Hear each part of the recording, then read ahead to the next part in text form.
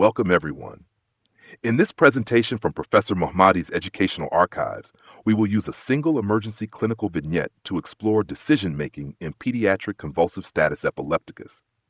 The goal is not only to remember a medication dose, but also to practice how clinicians prioritize airway, breathing, circulation, and seizure control under time pressure. As we move through the case, keep one question in mind. What is the safest next action, and what must happen at the same time to protect the child's brain and life? Next slide, please. Here we are introduced to a 6-year-old boy with known epilepsy, most likely related to hypoxic ischemic injury at birth. His baseline pattern includes 1 or 2 generalized tonic-clonic seizures per month, but today's event is different. The seizure has persisted despite rectal diazepam at home and intravenous diazepam in the emergency department. At approximately 45 minutes, this is no longer an ordinary breakthrough seizure. This is convulsive status epilepticus, and it requires immediate escalation while stabilization is already underway. Next slide, please. The question asks for the most appropriate next anticonvulsant step after ABC stabilization and intravenous access. This is where clinical reasoning matters. One common mistake is to keep repeating the same medication that has already failed. Another mistake is to jump too far ahead to therapies reserved for refractory status epilepticus. In this case, the best next step is intravenous lorazepam at 0.1 to 0.15 milligrams per kilogram. This is an escalation choice, but it is still within the appropriate first-line treatment sequence. Next slide, please. Lorazepam is the preferred immediate next step because it provides more sustained seizure control than diazepam. Although diazepam has already failed, lorazepam is not simply more of the same. It has a longer distribution half-life and is associated with a lower risk of early seizure recurrence. At the same time, the emergency team must continue parallel stabilization, airway protection, oxygenation, circulation, glucose assessment, blood pressure monitoring, and reliable intravenous access. The key principle is parallel processing. Stabilize the patient and terminate the seizure without unnecessary delay. Next slide, please. The management sequence should be systematic and time-sensitive. First, stabilize airway, breathing, and circulation. Then give intravenous lorazepam. If the seizure continues, move to intravenous levetiracetam, followed by fosfonitoin if needed.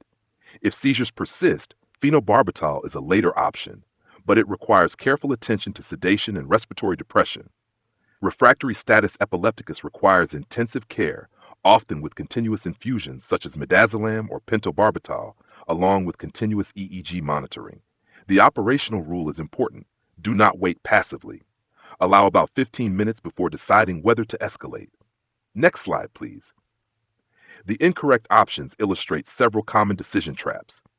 Repeating intravenous diazepam may delay effective escalation after 2 failed diazepam exposures.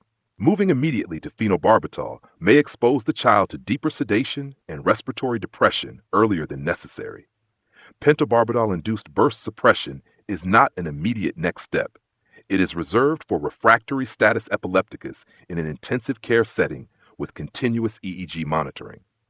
Valproate may have a role in some protocols, but in this teaching case, it is not the preferred immediate next step. Good clinical decisions avoid both therapeutic inertia and premature over-escalation. Next slide, please.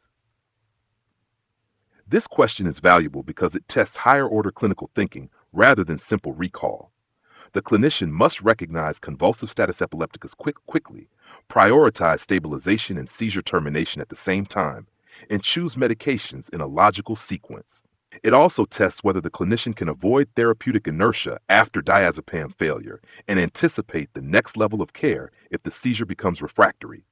The best answer reflects both pharmacologic knowledge and operational judgment in an emergency setting. Next slide, please. The main take-home message is that pediatric convulsive status epilepticus is time-sensitive. The longer the seizure continues, the harder it becomes to stop. Early airway protection, oxygenation, venous access, glucose assessment, and seizure control are all urgent priorities. In this vignette, intravenous lorazepam is the best immediate next anticonvulsant step. Once the seizure is controlled, the work continues. Clinicians must look for precipitants, check adherence and medication levels when appropriate, and consider the underlying etiology because it strongly influences outcome. Think, stabilize, treat, and escalate. Next slide, please. Thank you for watching. I hope this case reinforces the importance of rapid recognition, structured escalation, and calm clinical reasoning in pediatric convulsive status epilepticus. In an emergency, every minute matters, and disciplined decision making can protect the child's brain and life.